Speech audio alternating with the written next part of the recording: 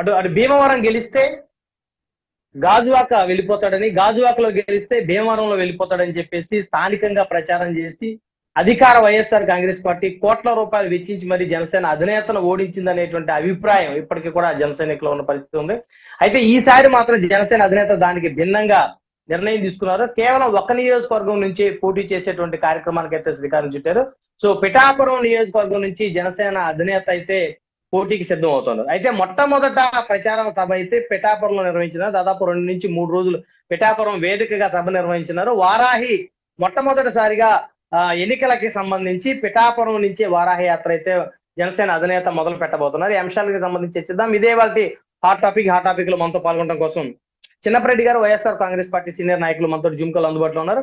అదేవిధంగా కిరణ్ కల్పాల్ గారు Telugu Desam party senior నాయకులు మనతో స్టూడియోలో అందుబాటులో ఉన్నారు. అదేవిధంగా శాంతి ప్రసాద్ గారు జనసేన పార్టీ సీనియర్ నాయకులు, సీనియర్ అడ్వకేట్ మనతోటి జుమ్కలు అందుబాటులో ఉన్నారు. అదేవిధంగా ఆంజనేయ రెడ్డి గారు భారతీయ జనతా పార్టీ సీనియర్ నాయకులు మనతో జుమ్కలు అందుబాటులో ఉన్నారు. రైట్, ముందుగా శాంతి ప్రసాద్ గారితో మాట్లాడదాం.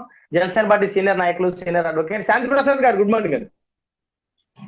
నమస్తే బ్రహ్మయ్య గారు, మీకు ప్యానెల్ లో ఉన్న పెద్దలకు, సోదరులకు, చూస్తున్నట్లకు వారాహి యాత్ర మొదలవబోతున్నాయి. పిఠాపురం వేదికగా పిఠాపురం నుంచే ఎన్నికల ప్రచారం, జనసేన అధినేత ఎన్నికల ప్రచారం మొదలు కానుందా? అయితే ఎన్ని రోజులు ఇక్కడ ప్రచారం చేసే అవకాశం ఉంది? వారాహి ఇక్కడ నుంచి బయలుదేరినట్టయితే తెలుస్తా ఉంది. ఏంటి దానికి సంబంధించిన సమాచారం? పిఠాపురంలో మా అధినేత 3 రోజుల పాటు ఆ నియోజకవర్గంలోనే ఉండి ప్రచారం చేస్తారండి. ఆయన అక్కడ ఉన్న శ్రీపాద వల్లభుడి జన్మించిన స్థలంలో పురోహితిక దేవి అనే వారికి పూజలు చేసి యాత్ర ప్రారంభిస్తారు, ఎన్నికల యాత్రని. ఇది ప్రోగ్రామ్ ఫిక్స్ అయింది. దానికి సంబంధించి ఆ నియోజకవర్గానికి సంబంధించిన మండల స్థాయి, నియోజకవర్గ స్థాయి, గ్రామ స్థాయి నాయకులతో కూడా ఒక ప్రణాళిక సిద్ధం చేయడం జరిగింది. ఏది ఏమైనా మా యాత్రలు, ఎన్నికల యాత్రలు మొదలవబోతున్నాయి. రాబోయే 50 రోజుల్లో ఎక్కడెక్కడ ఏ రకంగా యాత్రలు ఉండబోతాయి అనేది దశల వారీగా మీకు ప్రోగ్రామ్ వస్తుంది. అధినేత ఎక్కడెక్కడ ఎన్ని రోజులు ఉంటారో, ఎవరెవరు కలుస్తారు అనేది కూడా మీకు వివరాలు అందుబాటులోకి వస్తాయి. అలాగే టీడీపీ వారు కూడాను, వారి అధినేత వారు కూడా ప్రోగ్రాములు వారు చేసుకుంటున్నారు. భాజపా వారు కూడాను వారు పోటీ చేస్తున్న స్థానాలే కానీ, పార్లమెంట్ స్థానాలనే కానీ వారు కూడా వారి యాత్రలు మొదలు పెడతారు. ఈ మధ్యలో ఉమ్మడిగా బహిరంగ సభలు కూడా ఉంటాయి ఈ 3 పార్టీల అధినేతలతో. ఈ రకంగా ఎన్నికల ప్రోగ్రాం అనేది మాది పొత్తు పార్టీ కొనసాగుతుంది. సో మొత్తానికి ఈసారి ఒక్క నియోజకవర్గమే ఎందుకు ఎంచుకున్నట్టు? ఒక్క నియోజకవర్గంగా అక్కడి నుంచి మొదలు పెడతారు.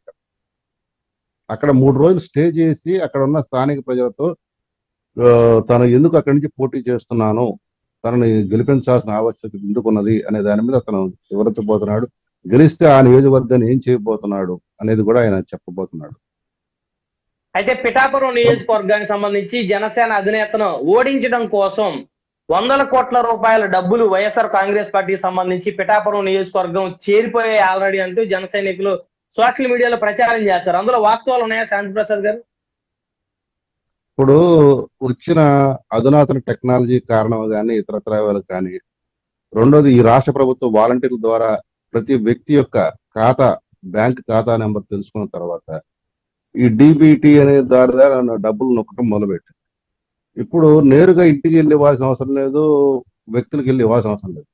వారి వారి ఖాతాల్లో వీళ్ళు జమ చేసే సౌకర్యం వేరు రూపాల ద్వారా, వేరు పద్ధతుల ద్వారా ఉన్నది. కాబట్టి ఇదివరకులా క్యాష్ పంపకాలు ఉండవు.